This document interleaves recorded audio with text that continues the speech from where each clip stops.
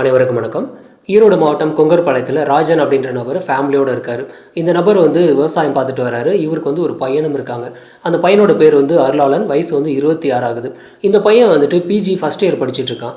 இவன் வழக்கம் போல் என்ன பண்ணுறான்னா, காலேஜ் போயிட்டு ரிட்டன் ஈவினிங் வீட்டுக்கு வருவான்.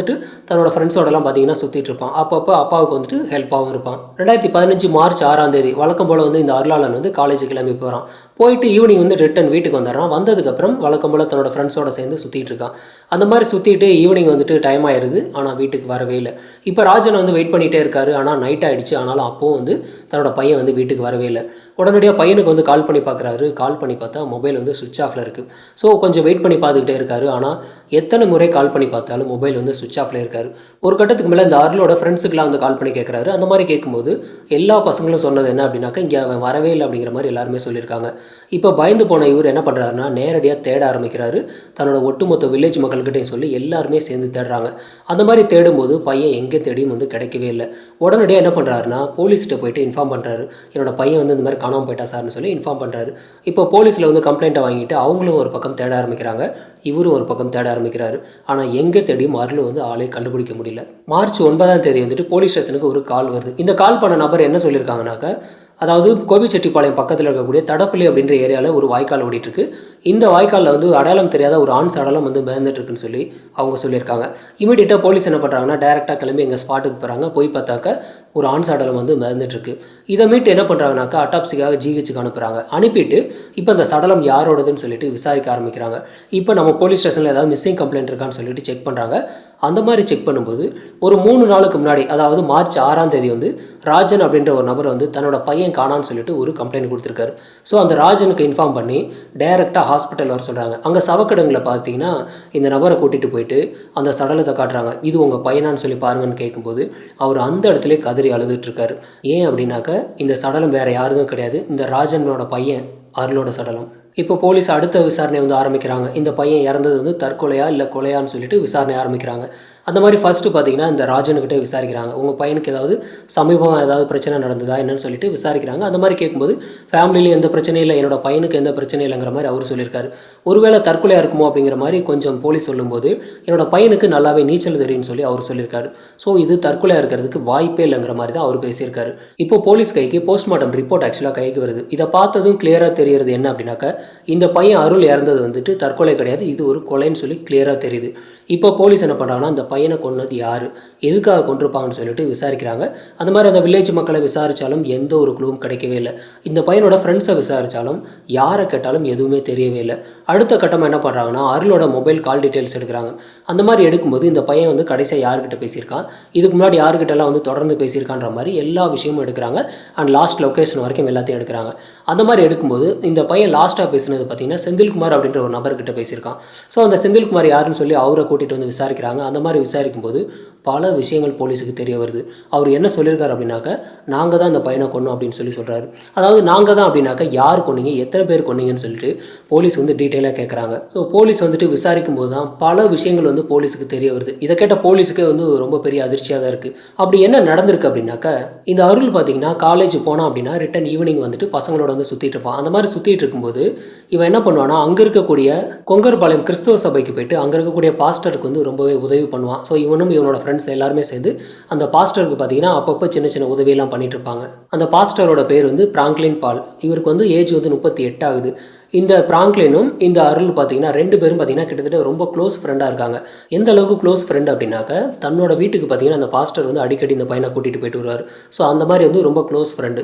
இந்த மாதிரி பார்த்தீங்கன்னா ரெகுலராக இந்த பாஸ்டருக்கு ஹெல்ப் பண்ணுறது, இங்கே நடக்கக்கூடிய ஏதாவது சின்ன சின்ன விசேஷங்களுக்கு உதவி பண்ணுறதுன்னு சொல்லி இந்த பசங்க எல்லாருமே உதவி பண்ணுவாங்க. அந்த மாதிரி போய்கிட்டே இருக்கும்போது இந்த பாஸ்டர் இல்லாத நேரமாக பார்த்து இந்த அருள் என்ன பண்ணுறான்னா அவங்க வீட்டுக்கு போகிறான். அவங்க வீட்டுக்கு போனாக்க பாஸ்டரோட மனைவி கௌரி மட்டும் இருக்காங்க. இந்த கௌரி கிட்ட பாஸ்டர் இதை வாங்கிட்டு வர சொன்னார், அதை வாங்கிட்டு வர சொன்னார்னு சொல்லி ஏதாவது ஒன்று சொல்லி அடிக்கடி இந்த கௌரி மீட் பண்ணுறான். ஸோ இந்த கௌரி அடிக்கடி மீட் பண்ணும்போது என்ன நடக்குதுன்னா, இந்த கௌரிக்கும் இந்த பையனுக்கும் ஒரு கள்ளக்காதல் ஆரம்பிக்குது. அதாவது இந்த பையனுக்கு ஆல்ரெடி கௌரியை பிடிச்சிருந்ததுனால பாஸ்டர் இங்கே வர சொல்லாமலே இவன் பொய் சொல்லிட்டு என்ன பண்ணுறான் அப்படின்னாக்க, இந்த கௌரியை பார்க்க வரான். ஒரு கட்டத்துக்கு மேலே இவன் பேசின பேச்சு பார்த்தீங்கன்னா அந்த கௌரிக்கு பிடிச்சி போய் அவங்களும் பார்த்தீங்கன்னா இவனை வந்து காதலிக்க ஆரம்பிக்கிறாங்க. ஸோ பாஸ்டருக்கு தெரியாமல் இந்த 2 பேரோட கள்ளக்காதல் வந்து ஒரு பக்கம் ஓடிக்கிட்டு இருக்கு. அதாவது பாஸ்டர் எப்பெல்லாம் வீட்டில் இல்லையோ அப்போல்லாம் பார்த்தீங்கன்னா இந்த அருளும் இந்த கௌரி 2 பேரும் வந்து அவங்க வீட்டிலேயே பார்த்தீங்கன்னா ஒன்றா உல்லாசமாக இருக்காங்க. ஒரு கட்டத்தை தாண்டி இந்த கௌரி என்ன பண்ணுறாங்கனாக்கா, பாஸ்டர் எப்பெல்லாம் வீட்டில் இல்லையோ அப்போல்லாம் கால் பண்ணி கூப்பிட்றாங்க. கூப்பிட்டதுக்கப்புறம் இந்த பையன் அங்கே போயிடுவான். ஸோ 2 பேரும் வந்து உல்லாசமாக இருக்காங்க. இதே மாதிரியே பார்த்தீங்கன்னா இந்த பாஸ்டரோட மனைவி வந்துட்டு பாஸ்டர் ஏமாற்றி ஓடிக்கிட்டே இருக்காங்க. ஸோ இப்படியே பார்த்தீங்கன்னா பல மாதங்கள் போய்கிட்டே இருக்குது. ஒரு டைம் என்ன ஆகுது அப்படின்னாக்கா, இந்த பாஸ்டர் வந்து வீட்டில் தன்னோட மனைவி கிட்ட சொல்லிட்டு போகிறாரு. ஸோ நான் வரதுக்கு கொஞ்சம் லேட் ஆகும் அப்படிங்கிற மாதிரி சொல்லிட்டு கிளம்பி போகிறாரு. போனதுக்கப்புறம் உடனடியாக கௌரி என்ன பண்ணுறாங்கன்னா, இந்த அருளுக்கு வந்து கால் பண்ணுறாங்க. கால் பண்ணி என்னோட கணவர் வந்து போயிட்டாரு, ஸோ நீ கிளம்பி வான்னு சொல்லி கூப்பிட்றாங்க. வந்ததுக்கப்புறம் 2 பேர் வந்து ஒன்றா உல்லாசமாக இருக்காங்க. இப்போ என்ன நடந்ததுன்னு தெரியல. பாஸ்டர் வந்து ரிட்டர்ன் வீட்டுக்கு வராரு. வந்துட்டு பார்க்குறாரு, தன்னோட பெட்ரூமில் வந்து தன்னோட மனைவி கௌரியும் இந்த அருள் 2 பேரும் வந்து ஒன்றா இருக்கிறத நேர்லேயே பார்த்துறாரு. பார்த்ததுக்கப்புறம் பயங்கர கோபம் அதிகமாகி இந்த பையனை வந்து பயங்கரமாக திட்டுறாரு. உன்னை வந்து எந்த அளவுக்கு நம்பியிருந்தா என் வீட்டுக்குள்ளே விட்டுருப்பேன், ஆனால் எனக்கே வந்து இப்படி ஒரு துரோகத்தை பண்ணிட்டேன்னு சொல்லி அந்த பையனை வந்து பயங்கரமாக திட்டுறாரு. ஸோ இனிமேல் இந்த பக்கம் வர்ற வேலையை வச்சுக்காதுன்னு சொல்லி அவனை அங்கேருந்து விரட்டி விடுறாரு. கடைசியாக வந்து தன்னோட மனைவிகிட்டையும் பார்த்தீங்கன்னா பயங்கரமாக வந்து திட்டி ஒரு பக்கம் அட்வைஸ் பண்ணுறாரு. ஸோ இந்த மாதிரியான வேலையெல்லாம் பண்ணாத, ஊருக்கே பார்த்தீங்கன்னா நல்லது கெட்டதெல்லாம் நான் சொல்லி கொடுத்துட்ருக்கேன், ஆனால் என்னோட மனைவியாக இருந்துட்டு நீயே இந்த மாதிரி இருக்க அப்படின்னாக்க 4 பேர் என்ன பேசுவாங்கன்ற மாதிரி அவர் வந்து பேசியிருக்காரு. இப்படி அவர் பேசுனதுக்கப்புறம் அவர் என்ன நினச்சிருக்காருனா, இனிமேல் தன்னோட மனைவி வந்து திருந்தி ஒழுங்காக இருப்பாங்க அப்படிங்கிற மாதிரி நினச்சிருக்காரு. ஆனால் நடந்த சம்பவமே வேறு. அந்த பொண்ணு கௌரி என்ன பண்ணுறாங்கன்னா, இவர் பேச்சை கொஞ்சம் கூட காதில் வாங்காமல் மறுபடியும் இந்த அருளோட பார்த்தீங்கன்னா கள்ளக்காதலை கண்டினியூ பண்ணுறாங்க. ஸோ எப்போல்லாம் வந்து இந்த பாஸ்டர் வந்து வீட்டில் இல்லையோ அப்போல்லாம் திரும்பவும் பார்த்தீங்கன்னா அந்த அருளுக்கு வந்து கால் பண்ணி கூப்பிட்றாங்க. திரும்பவும் இவங்களோட கள்ளக்காதல் வந்து கண்டினியூ ஆகி ஓடிக்கிட்டே இருக்குது. இந்த விஷயம் திரும்பவும் பாஸ்டருக்கு தெரிய வருது. தெரிஞ்சதுக்கப்புறம் திரும்பவும் தன்னோட மனைவி வந்து திட்டுறாரு. அந்த பையனை வந்து திட்டி அனுப்பிச்சி விட்றாரு. இப்போ ஒரு கட்டத்துக்கு மேலே என்ன நடக்குதுன்னா, கணவன் மனைவி 2 பேருக்குள்ளேயே சண்டை வர ஆரம்பிக்குது. ஸோ இந்த சண்டை வந்து ரெகுலராக வர ஆரம்பிச்சிருக்கு. ஸோ இந்த மாதிரி சண்டை போயிட்டே இருக்கும். ஒரு கட்டத்துக்கு மேலே கௌரி என்ன பண்ணுறாங்கன்னா, இனிமேல் உன் கூட நான் வாழவே முடியாதுங்கிற மாதிரி ஒரு முடிவு பண்ணுறாங்க. முடிவு பண்ணி என்ன பண்ணாங்கன்னா, டேரெக்டாக கோர்ட்டுக்கு போயிட்டு டிவோர்ஸ் கேஸ் வந்து அப்ளை பண்ணுறாங்க. அதாவது எனக்கு வந்து நீ வேண்டாம், எனக்கு வந்து அருள் மட்டும்தான் வேணும் அப்படிங்கிற மாதிரி அந்த பொண்ணு வந்து டேரெக்டாகவே சொல்லிட்டாங்க. ஸோ தன்னோட கள்ளக்காதல் தான் முக்கியம்னு சொல்லி டிவோர்ஸ்க்கே பார்த்தீங்கன்னா அவங்க வந்து அப்ளை பண்ணிட்டாங்க. ஸோ இந்த மாதிரி வந்து இவரோட மனைவி வந்து பிரிஞ்சு போனதுக்கப்புறம் இந்த பாஸ்டர் மேலே இருந்த மதிப்பு கொஞ்சம் கம்மியாகுது. ஏன்னா உன்னோட மனைவியை வந்து உனக்கு வந்து உண்மையாக இல்லை அப்படிங்கிற மாதிரி ஊரில் 4 பேர் 4 விதமாக பேசிகிட்டு இருக்காங்க. ஸோ அந்த பாஸ்டரோட மரியாதைங்கிறது கொஞ்சம் கம்மியாகிட்டே தான் இருக்குது. இந்த மாதிரி போயிட்டே இருக்கக்கூடிய டயத்தில் இந்த பாஸ்டருக்கு சென்னிமலையை சேர்ந்த ஒரு பொண்ணோட வந்து பழக்கமாகுது. ஸோ அந்த பொண்ணோட இவர் என்ன பண்ணுறாருன்னா, பழகிக்கிட்டு ஒரு கட்டத்துக்கு மேலே அந்த பொண்ணுக்கிட்ட வந்து நான் வந்து உன்னை கல்யாணம் பண்ணிக்கிறேன் அப்படிங்கிற மாதிரி வாக்கு கொடுக்குறாரு. ஸோ அந்த மாதிரி வாக்கு கொடுத்ததுக்கப்புறம் அந்த பொண்ணை டேரெக்டாக கூட்டிகிட்டு வந்து வீட்டிலேயே வச்சு 2 பேரும் வந்து ஒன்றா உறவிச்சுக்கிறாங்க. ஸோ இந்த மாதிரி இவர் ஒரு பக்கம் பார்த்தீங்கன்னா ஒரு பொண்ணோட பழகிட்டு இருக்காரு. அந்த பக்கம் கௌரி பார்த்தீங்கன்னா அந்த அருளோட வந்து பழகிட்டு இருக்காங்க. ஸோ இப்படியே பார்த்தீங்கன்னா வாழ்க்கை போயிட்டே இருக்குது.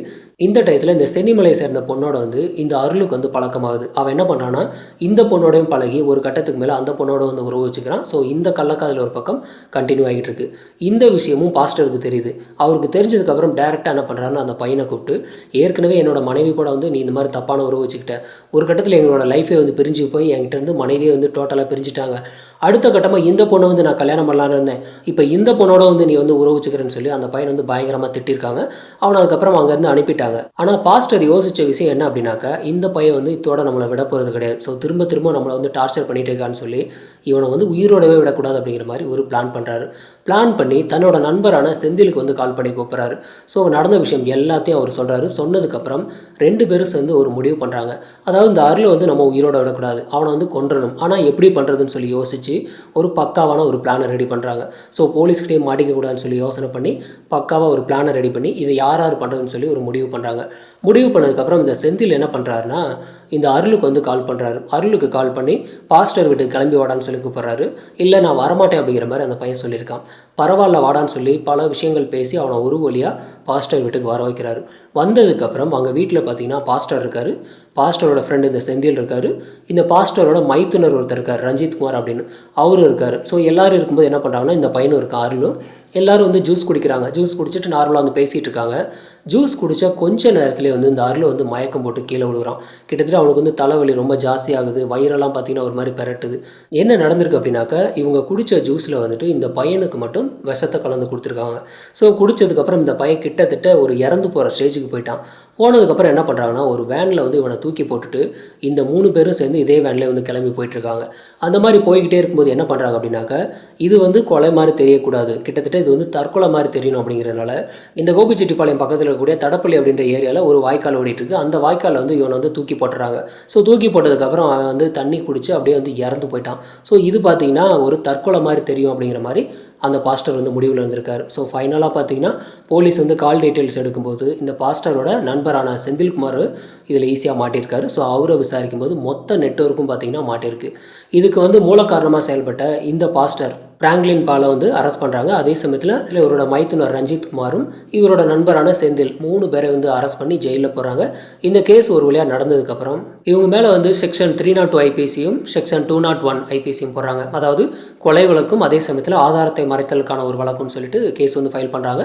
இந்த கேஸ் நடந்து முடிஞ்சு இவங்களுக்கு வந்து ஃபைனலாக வந்து ஆயுள் தண்டனையும் ப்ளஸ் அபராதமும் வந்து கொடுக்குறாங்க. இந்த கேஸில் இந்த அருளாளன் பார்த்தீங்கன்னா தன்னோட காம இச்சையை தீர்த்துக்கிறதுக்காக யாரோட வேணாலும் பழகலாம், யாரோட வேணாலும் உறவு வச்சுக்கலாம் அப்படிங்கிற நிலைமைக்கு அவன் போயிருக்கான். அதாவது அவனை பொறுத்த வரைக்கும் தான் வந்து ஒரு ப்ளே பாய், நான் வந்துட்டு நிறையா பொண்ணுங்களோட பேசுவேன், நிறையா பொண்ணுங்களோட உறவு வச்சுக்குவேன்னு சொல்லி அவன் வந்து பெருமையாக நினச்சிட்டு இருப்பான். ஸோ இதெல்லாம் பெருமையே கிடையாது, அது அவனோட வாழ்க்கையை டோட்டலாக அழிச்சிடும். ஏன்னா இல்லீகல் அஃபேர் அப்படிங்கிறது ஒரு க்ரைமில் போய் தான் முடியும். ஸோ இந்த பையனோட கேஸும் பார்த்தீங்கன்னா ஒரு க்ரைமில் வந்து தான் முடிஞ்சிருக்கு.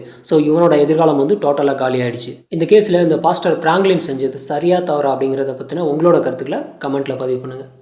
நன்றி.